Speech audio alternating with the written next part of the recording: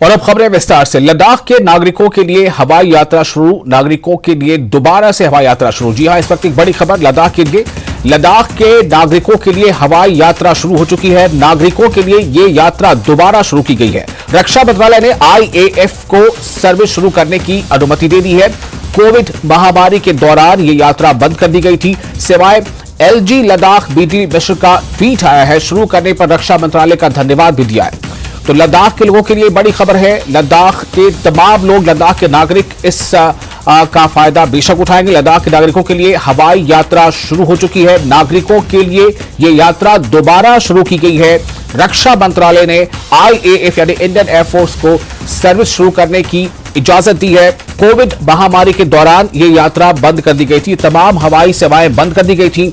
LG Ladakh BD मिश्र का tweet है इस मामले पर, और उन्होंने रक्षा मंत्रालय को इससे दोबारा शुरू करने के लिए धन्यवाद दिया है।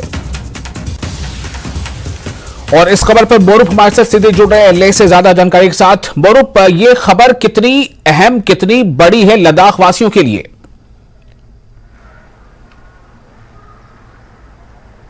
हाँ जी विशाल, इस साल जो फ्लाइट क्या बहुत ही कठिनाइयों का सामना करना पड़ा लद्दाख के लोगों के लिए, क्योंकि फ्लाइट की फ्रीक्वेंसी भी बहुत कम हो गया। तो जो आर्मी फ्लाइट, जो एयरफोर्स की फ्लाइट का जो सुविधाएं मिलते थे, जो ले और चंडीगढ़ जाते थे, उसी तरह थॉइस नुब्रा से चंडीगढ़ जाते थे, तो वो कोविड के दौरान बंद कर दिया जाए, क्योंकि कोविड के कारण जो कुछ प्रोटोकॉल था उसके कारण बंद कर दिया।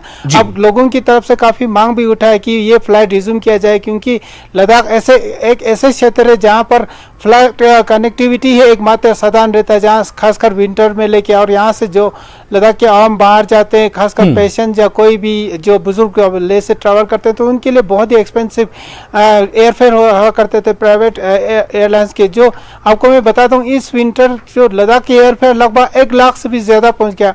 अभी इस मौजूदा स्थिति में भी लद्दाख के जो एयरफेयर है लगभग 50,000 के करीब बन गया। तो लोगों का काफी डिमांड भी आया। तो डिमांड को सुनते हुए LG जो हमारे डॉक्टर BD मिश्रा है, उन्होंने आगे लिखा, तो वो उन्होंने जो MOD ने सैंक्शन किया। तो ये बहुत ही अच्छी खबर है लद्दाख की जनता के लिए। जी बोरूप, क्या ये जो हवाई सेवा है ये डेली बेसिस पर होगी?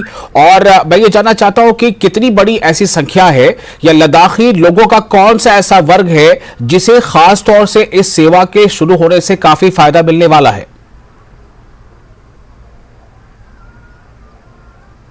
हाँ जी, जहाँ तक जो फ्लाइट की डेली की बात है, जहाँ ले में लगभग डेली 3-4 फ्लाइट आर्मी का आता है, तो उसमें जो आर्मी के पर्सनल चाहते हैं उनके पीछे कुछ परसेंटेज के हिसाब से सिविलियन को जो इजाज़त मिलते है, तो उससे पहले कुछ फॉर्म भर के फॉर्मेलिटीज और कुछ सर्टेन अमाउंट भी भरना होता है। तो उसके लिए भी इस बार जो नए से गाइडलाइन निकलेंगे कितना अमाउंट भरना पड़ेगा। पिछले साल की बात करें तो जो कोविड से पहले लगभग यहाँ से चंडीगढ़ की जो यात्रा करते थे उनको लगभग 2200 के करीब लगते थे। उसी तरह नुब्रा से जो थॉइस से चंडीगढ़ जाते थे उनके लिए ना के बराबर लगभग 1000 के बीच में लगते थे। तो ये फ्लाइट रिज्यूम करने से तो लगा कि हर तबके को फायदा मिलेगा, खासकर जो पेशेंट्स इमरजेंसी में ट्रैवल करना होता है, क्योंकि आर्मी का संडे को छोड़ के रोज यहाँ डेली चलता है, 3-4 फ्लाइट आता है, क्योंकि उनकी जो आर्मी के जवान या ऑफिसर यहाँ ट्रैवल करना होता है, तो उनका फ्रीक्वेंसी डेली रहता है एक्सेप्ट संडे को छोड़ते।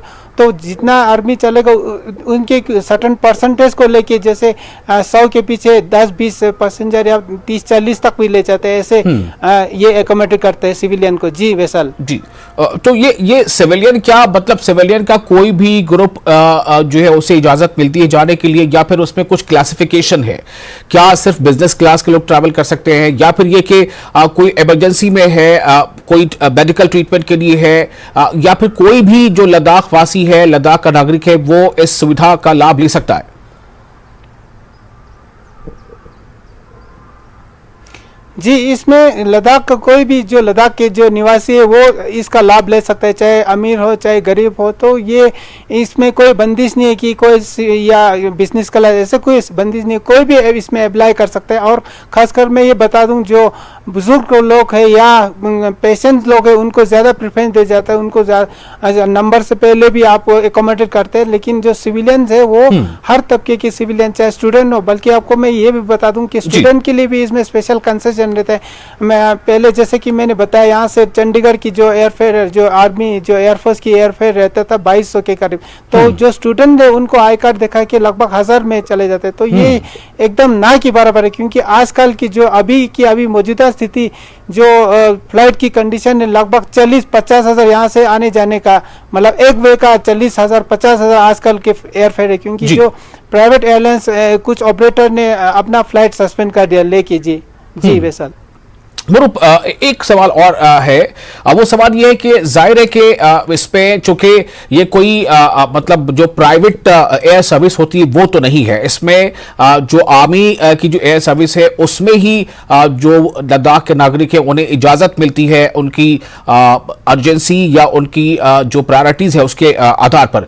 मेरा सवाल यह है कि इसमें सिक्योरिटी एक बहुत बड़ा कंसर्न रहता होगा, तो इसे कैसे जो है, इसका क्या क्राइटेरिया बनता है और किस बुनियाद पर इसकी चेकिंग किस तरह से होती है? अगर आपको मान लीजिए कि किसी महीने की पहली तारीख को आपको सफर करना है, तो आप कितने दिन पहले तक इसके लिए फॉर्मेलिटीज पूरी करने होते हैं? हाँ जी विशाल, सिक्योरिटी के लिहाज से मैं बता दूं तो एक सर्टिफिकेट लाना होता है गेजेटेड ऑफिसर की, ये निवासी लद्दाख के हैं। साथ ही साथ जो आधार कार्ड उसमें अटैच करना होता है कि लद्दाख के निवासी है। और उसी तरह जो आर्मी की जो चेकिंग्स होता है, जो वो होते हैं बार बार जब पैसेंजर जाते हैं तो इसको पूरा चेकिंग करते हैं, जिस तरह से आम से सिविलियन फ्लाइट में चेकिंग करते हैं, तो उसी तरह जो लगेज स्कैन करते हैं उसी तरह पैसेंजर की स्कैन करते हैं। लेकिन कागज़ की बात करें तो जो आधार कार्ड यहाँ के निवासी जो साबित करते हैं वो ज़रूरी होता है। साथ ही साथ जो ये लद्दाख के निवासी है बोल के ये सर्टिफिकेट लाना होता है। और साथ ही साथ एक अंडरटेकिंग भी होता है कि अगर इसमें खुदा न खास्ता कुछ हो गया तो मैं कुछ क्लेम नहीं करूंगा गवर्नमेंट ऑफ इंडिया से। ये फॉर्मेलिटीज बनाने के बाद आर्मी के जो वहाँ जो ऑफिस में जाके आपने नंबर लिखवाना है कि मुझे इस तारीख को जाना है, तो अकॉर्डिंगली जो डेट अवेलेबल होगा नियरेस्ट उसी के मुताबिक सिविलियन को यहाँ से भेजते हैं। जी ठीक है, तो आपके जवाब में एक चीज ये पता चला कि there is no any kind of insurance for the passengers अगर कुछ मिस हैपनिंग होती है तो।